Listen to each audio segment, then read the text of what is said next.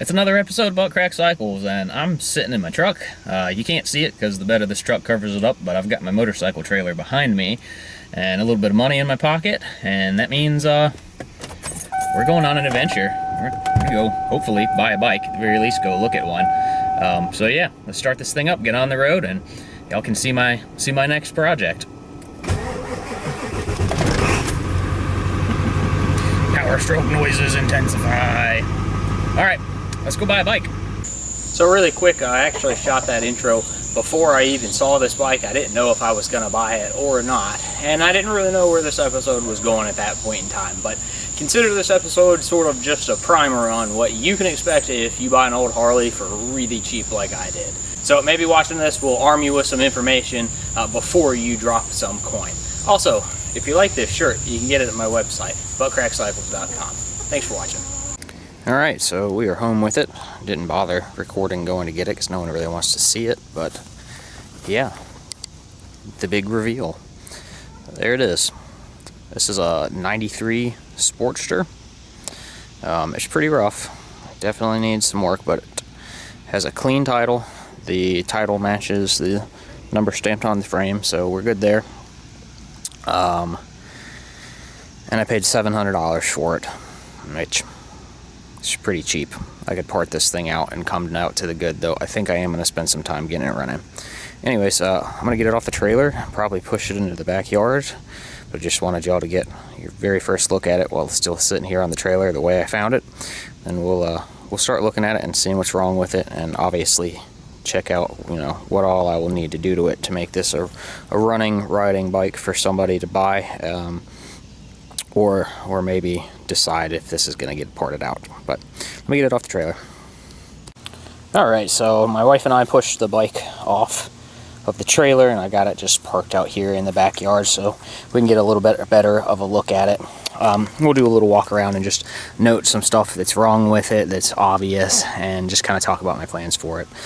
So this is a 93 model Sportster. I may or may not have said that earlier. I think I did, which means that if we come over here to the transmission, this is a 5-speed. 5-speed came out on Sportsters in 91. 93 is the first year of belt drive. So there you go. You can see it in there. This is the first year for belt drive. I personally prefer the chain drive stuff myself, but there's nothing wrong with the belt drive bikes. I've had a few of them. Y'all have seen them on this channel. So let's talk about what's wrong with it. Well, it has no brakes.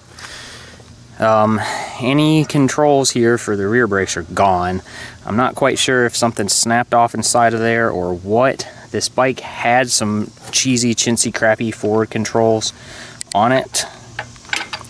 This front motor mount deal here is loose. I can see there's a nut missing on the bottom on the stud for the motor mount, and obviously where that went is loose.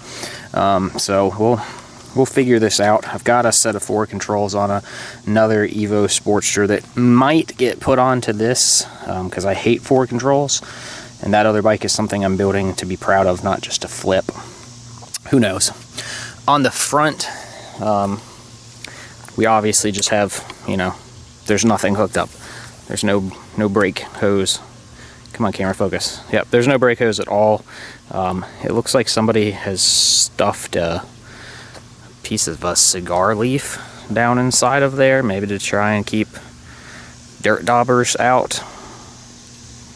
That's what it looks like to me. I dug a little bit about this earlier. I haven't popped the master cylinder reservoir cap off, but I bet it's going to be pretty gross in there.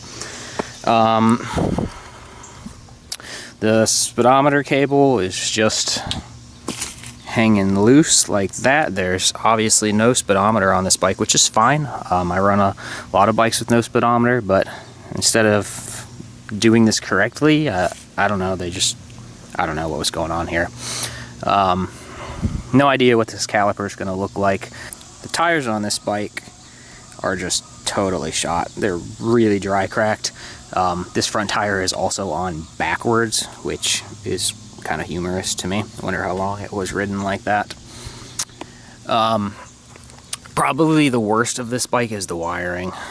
Obviously somebody had gotten carried away with butt splices, and you just got wires, and these look like the LEDs that used to go up to the dashboard and such, just hanging down loose. And it's got these little small LED, well, smaller than the factory ones, turn signals, but see how much extra slack there is, and they're just spade terminal, push, male and female pushed together, which is just terrible. There's some of the factory harness left, but you can see in here, if we can zoom that up a little, you can see like right there, again, someone has just gone crazy with spade terminals. Realistically, the wiring on this bike just needs to get ripped out and completely replaced. This is just junk. Moving back a little bit, we have no rear brake caliper. Hoses there, there's battery cable. Hoses there, but the bracket's there. There's no caliper.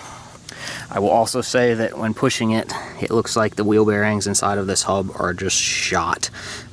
It makes a pretty good clunk, and you can watch the whole hub walk up and down while you roll this bike. Some more wire in here. This junk is literally just bare wires twisted together. So that's just piss poor. That's awful. Obviously no battery. Who cares? Whatever. If it had a battery, I'm sure it would have been junk anyways. Transmission wise, we do have a clutch lever and cable, but it doesn't really do anything. The cover is already off, and this looks pretty jacked up in there. So if somebody's been messing with this, you can see that that's loose. I wouldn't be surprised if I pull this off and this clutch is just in pieces. This bike does shift, but it's really, really, really rough. These forward controls are basically falling off of the bike, and they're just garbage. Part of why I hate forward controls. Every one I've ever seen has been just terrible, but I think we have some underlying transmission issue going on anyway, so this whole cover will come off of it. I hope the engine's okay. My gut tells me it probably is, that this bike probably got parked over the back hub and the brakes and whatever transmission shifter's going on. These Evo Sportster engines are really, really, really tough, and probably some of the best engines that Harley ever made. So these can take a lot of abuse, so I hope this thing is fine. I bet it is. Overall though, wow, this is very rough. For $700, I don't really think I did too bad. We'll talk about the paint here for a second. This isn't bad. It's definitely dirty. I don't believe this is factory paint. Sure doesn't look like it to me, but you get through some of that dirt. It's actually not a bad, you know, there we go. That's pretty accurate to real life. It's really not that bad.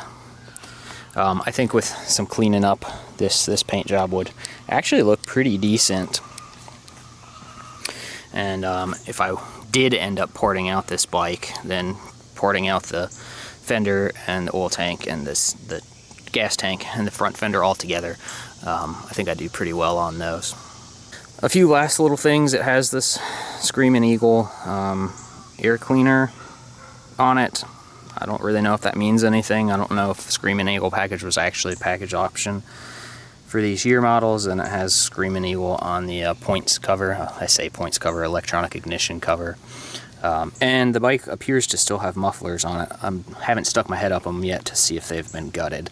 I like mufflers. A lot of bikes are just too loud for me.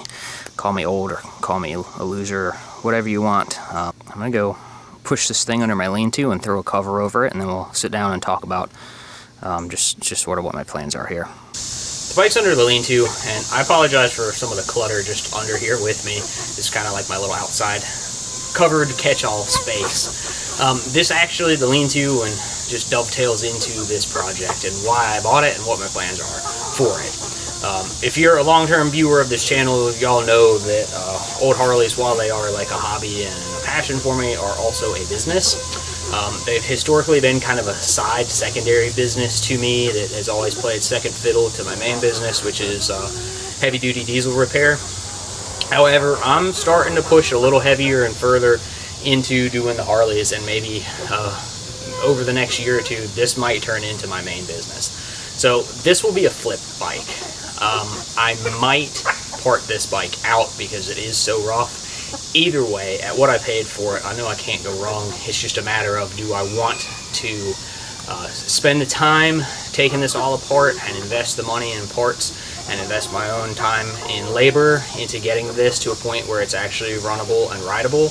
You know, I'll be able to sell the bike for more that way versus parting it out. I also really don't like parting out bikes with clean titles and where the engine number and the frame number matches, and both of those matches the title number. So with that being said, my plan for this bike is I'm going to spend a little bit of time, probably in another episode, taking this bike apart and just seeing how bad everything really is. All we've done now is just sort of a visual inspection of it, and I haven't put a single wrench on this bike yet. I'm probably going to start with jacking the bike up, pulling the back wheel out and seeing just how bad those bearings are, and if the hub itself, the wheel hub itself, is damaged to the point where it's unusable.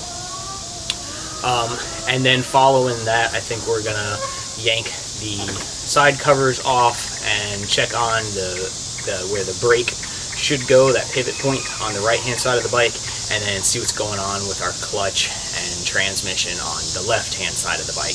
And those things all together, I think, will probably get me to a point where I can make a decision about, is it worth pushing forward and selling this as a complete running, riding, turnkey, ride-at-home bike, which is how I like to sell my flip bikes?